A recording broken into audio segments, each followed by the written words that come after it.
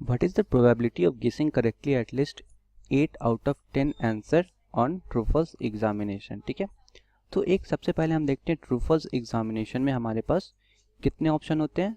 तो दो ऑप्शन होते हैं, या तो ट्रू हो सकता है या फॉल्स हो सकता है। ठीक है, तो प्रोबेबिलिटी ऑफ सक्सेस क्या होगा, स्मॉल पी से मैं उसे रिप्रेजेंट कर रहा हूँ, वो होगा कि मैं करेक्ट आंसर दे रहा हूँ, मतलब मैं जो मेरा आंसर सही है वो मैं मेंशन कर रहा हूँ।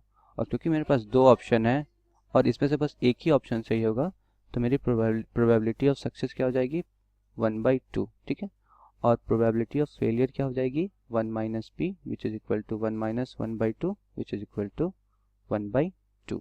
अब मुझे क्वेश्चन में क्या बताना है, what is the probability of guessing correctly at least 8 out of correct 10 answer. ठीक है, मतलब मेरे पास ट्रायल्स कितने हैं यहाँ पे, I have 10 trials. Okay, 10 answers मैं आंसर करूंगा, सो आई हैव 10 ट्रायल्स।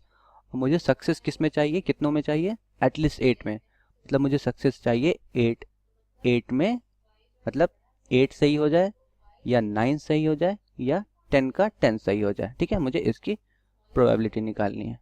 तो सबसे पहले हम बर्नौली ट्रायल का प्रोबेबिलिटी का फॉर्मूला देखते हैं, that P R this is equal to N C R into P पे पावर आर इंटू क्यू पे पावर एन माइनस आर।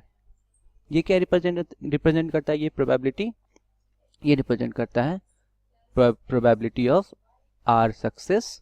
ठीक है, इन एन ट्रायल्स। ठीक है, एन ट्रायल्स में आर सक्सेस की प्रोबेबिलिटी ये बताता है। ठीक है, अब मेरे पास 10 आंसर्स हैं, 10 क्वेश्चन है आंसर करने के लिए, मतलब मेरे पास 10 ट्रायल है, और मुझे सक्सेस कितने चाहिए, या तो 8 चाहिए या तो 9 चाहिए या तो 10 चाहिए। ठीक है, क्योंकि मुझे सक्सेस एटलीस्ट 8 चाहिए, मतलब 8 चाहिए या 9 चाहिए या 10 चाहिए। ठीक है, तो मेरे जो पूरा वीडियो सोल्यूशन देखें डाउटनट ऐप पर।